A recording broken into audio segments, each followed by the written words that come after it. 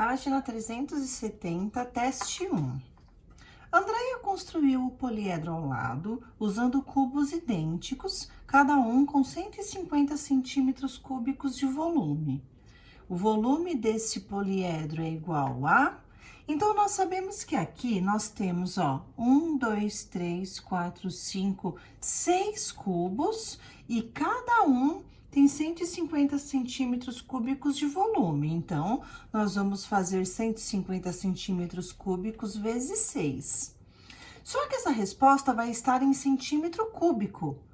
E nas alternativas, a gente precisa passar para decímetro cúbico. Então, nós vamos ter que lembrar das seguintes regras, né? 1 decímetro é a mesma coisa que 10 centímetros. Então, 1 decímetro cúbico, 10 ao cubo. 10 vezes 10, 100. 100 vezes 10, 1000. Então, serão 1000 centímetros cúbicos. Como aqui no exercício 1, ele quer que a gente passe de centímetro cúbico para decímetro cúbico, então, vocês vão pegar o resultado dessa conta e dividir por 1000. E aí, vocês vão chegar na alternativa correta, ok? Podem fazer e já venham para a correção. Vamos para a correção, então? Se são 6 cubos e cada cubo tem 150 centímetros cúbicos, então, vamos multiplicar. 6 vezes 0, 6 vezes 5, 30, 6 vezes 1, 6, mais 3, 9, 900 centímetros cúbicos. Como é para passar para decímetro cúbico, então, 900 divididos por 1000, que vai dar 0,9 decímetros cúbicos. E aqui será a alternativa B. Teste 2. A embalagem de um suco tem o formato de um paralelepípedo com as dimensões indicadas na figura a seguir, ou seja, 20 metros, 6 metros e 8,5 metros.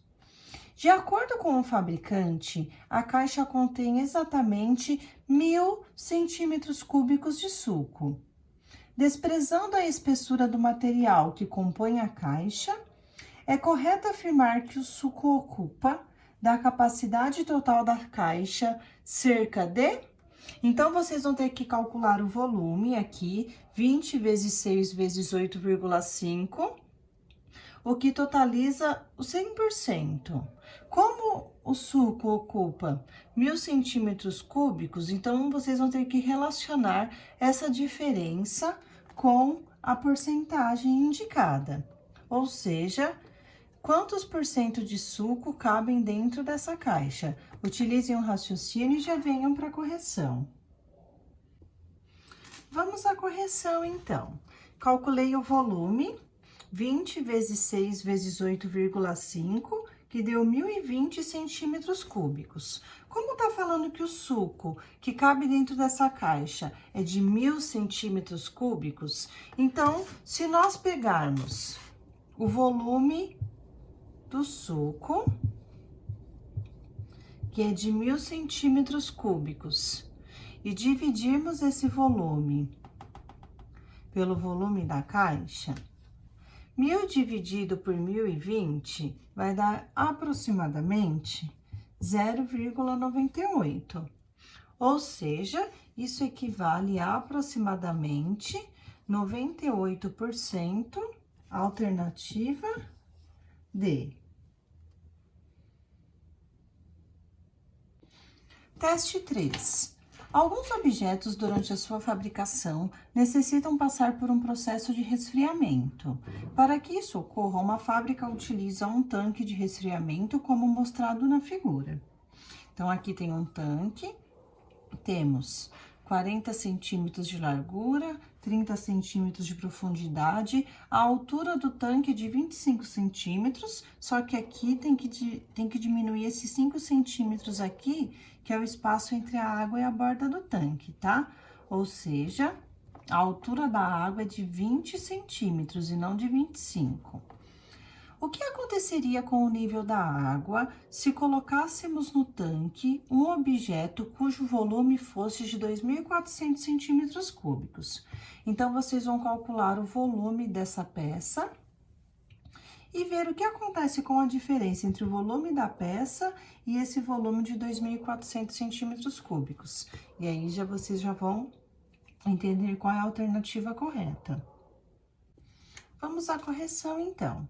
O volume, então, seria 40 vezes 30 vezes 20, que é a altura da água. Então, o volume aqui é de 24.000 centímetros cúbicos. Dentro desse aquário, vai ser colocado um objeto com 2.400 centímetros cúbicos. Então, a gente vai pegar o volume da água, que é de 24.000, e acrescentar 2.400 centímetros cúbicos. Eu vou mergulhar esse objeto aqui dentro.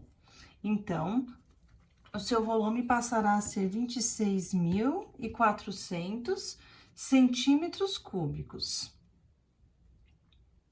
Se nós observarmos aqui o nosso tanque, a largura dele é de 40 centímetros, a profundidade é de 30 centímetros e a altura, que era de 20 centímetros, ela vai mudar. Vocês concordam que quando eu coloco um objeto dentro do tanque, a tendência é essa água subir e transbordar? Então, eu vou pegar o volume e dividir pela largura e pela profundidade. O resultado será a altura. Então, vamos por partes, ó. 26.400, que é o volume, divididos por 40. Vai dar 660. Aí, eu vou pegar o resultado, que é 660, e dividir por 30, que é a profundidade. Vai dar 22. Esse resultado aqui é a nossa altura, de 22 centímetros. Ou seja, se a água era a altura de 20 centímetros e foi para 22, então aumentou 2 centímetros. Então, alternativa C. O nível subiria 2 centímetros, fazendo a água ficar com 22 centímetros de altura.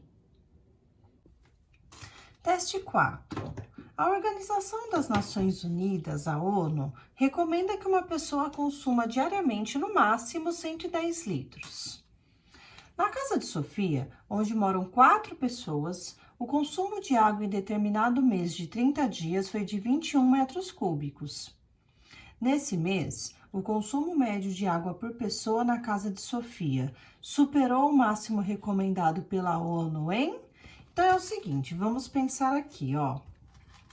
Nesses 30 dias, o consumo foi de 21 metros cúbicos. 21 metros cúbicos são a mesma coisa que 21.000 litros, ok?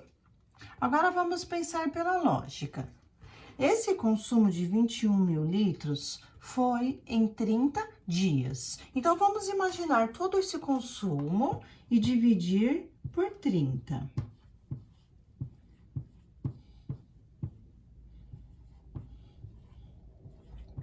Ou seja, está dando 700 litros por dia na casa de Sofia, ok?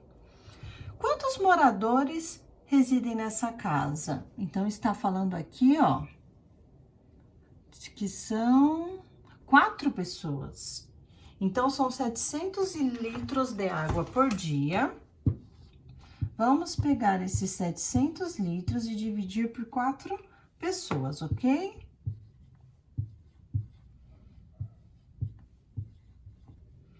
$175 por pessoa por dia. 175. E está falando no exercício que a recomendação da ONU é de 110 litros. Então, 175 menos 110 está passando 65 litros de água por dia, de acordo com as recomendações. Então, a alternativa B.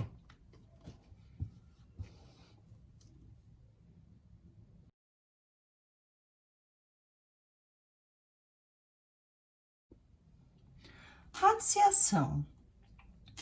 Os radicais, eles são a operação inversa da potenciação. Então, para nós sabermos se um número tem raiz quadrada, é só nós imaginarmos o seguinte: existe um número que ao quadrado resulte neste valor? Raiz quadrada de 49 é 7, pois 7 vezes 7 é igual a 49. Então, a raiz quadrada é a operação inversa da potência ao quadrado. Raiz quadrada de 121. Existe um número que ao quadrado resulte em 121? Sim, o 11. Pois se nós fizermos 11 ao quadrado, ou 11 vezes 11, que é a mesma coisa, vai dar 121. Lembrando que todo número ao quadrado é ele vezes ele mesmo. E a raiz quadrada de 36? Existe um número que ao quadrado resulte em 36? Sim, né? Que número é esse? É o 6. Pois 6 ao quadrado é igual a 36. Então, basicamente é isso. Agora, se eu pego aqui, por exemplo, raiz quadrada de 20. Existe algum número que ao quadrado resulte em 20? Não, então esse número não tem uma raiz quadrada exata. Esses casos nós estudaremos mais para frente no 9º ano, ok? Então, todo número que tem, todo número que está elevado ao quadrado, ele tem uma raiz quadrada. Página 376, questão 1. Para descobrir o número desconhecido na primeira expressão, determine qual deve ser a operação feita com os números da segunda expressão. Faça os cálculos em seu caderno.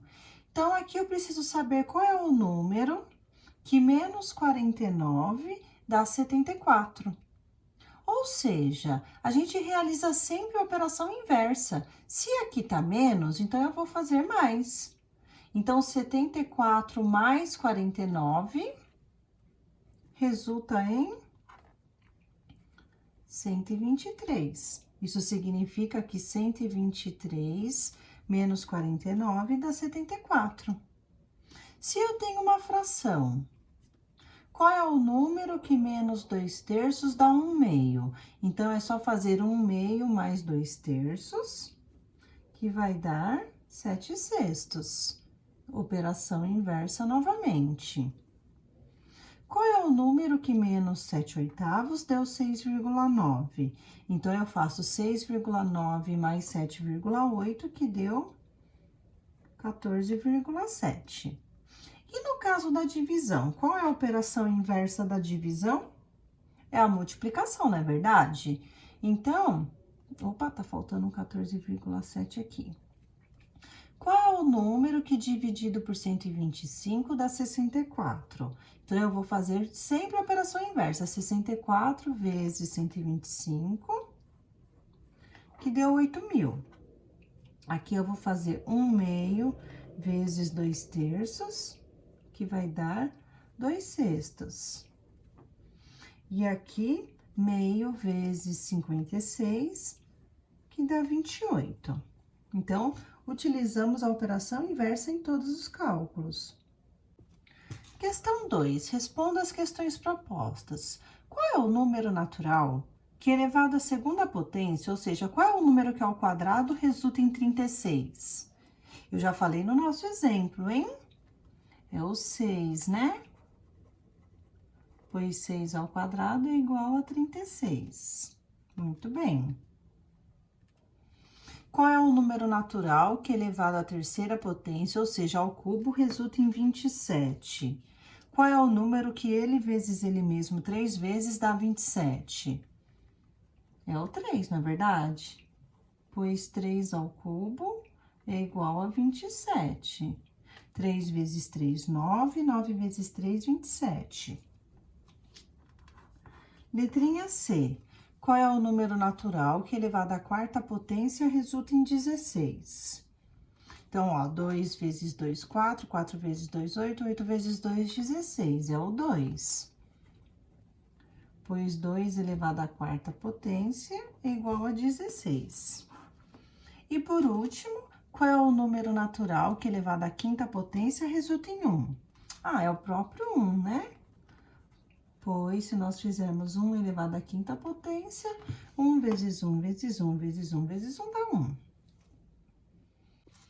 Questão 3. Na questão anterior, você resolveu itens sobre potenciação, descobrindo qual é o número que representa a base. Ou seja, vamos associar sempre potência quadrada com raiz quadrada, potência cúbica com raiz cúbica e assim por diante. Então, vamos lá. O número natural, que elevado ao quadrado resulta em 36, é a raiz quadrada de 36. O número natural, que elevado ao cubo resulta em 27, é a raiz cúbica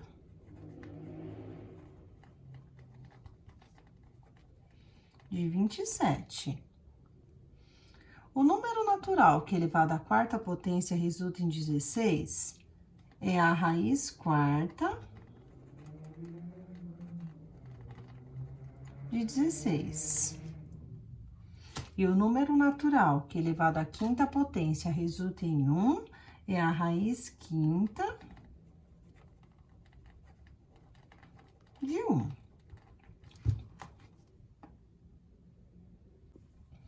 Questão 4. Como já mencionado, o símbolo radical na calculadora significa raiz quadrada.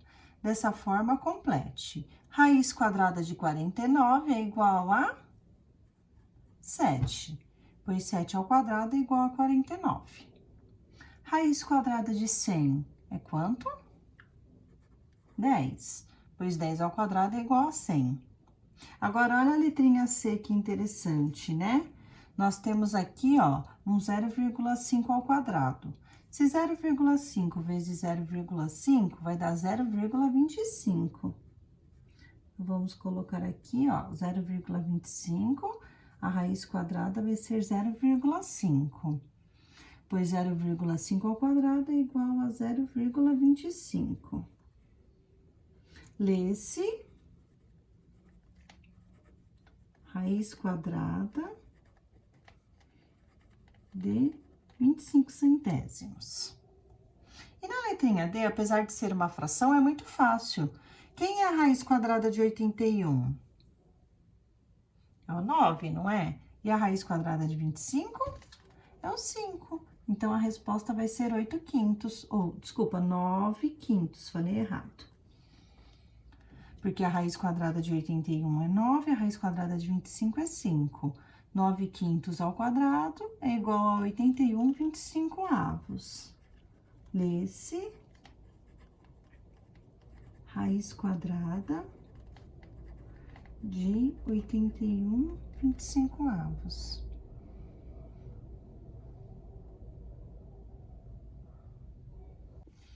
Questão 5.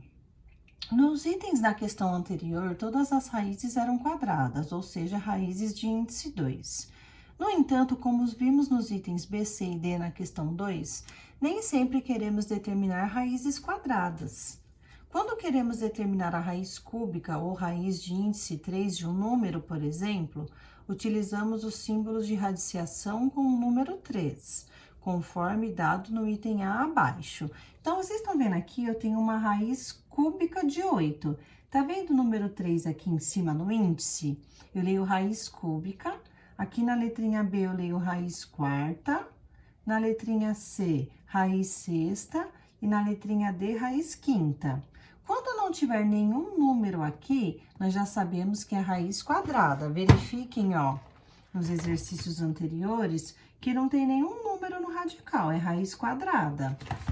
Quando for raiz cúbica, raiz quarta ou assim por diante, aparece o número aqui, ok? Então, olha só, raiz cúbica de 81, de 8, é igual a 2. pois 2 ao cubo é igual a 8. Lê-se raiz cúbica de 8. Raiz quarta de 81 vai ser 3, pois 3 elevado à quarta potência é igual a 81. Lê-se raiz quarta de 81. Agora, a raiz sexta. Eu tenho aqui 10 elevado à sexta potência. 10 elevado à sexta potência vai ser 1 milhão. Então, nós temos raiz sexta de 1 milhão, que vai ser igual a 10, pois 10 elevado à sexta potência é igual a 1 milhão. Lê-se raiz sexta de 1 milhão. Aí, eu não coloquei aqui dentro, que tá espremidinho, né? Mas vou pôr aqui, ó, 1 milhão. E raiz quinta, ó, 2 elevado à quinta potência. 2 vezes 2, 4, 4 vezes 2, 8, vezes 2, 16, vezes 2, 32. Então, raiz quinta de 32 é igual a 2. Então, lê-se raiz quinta de 32.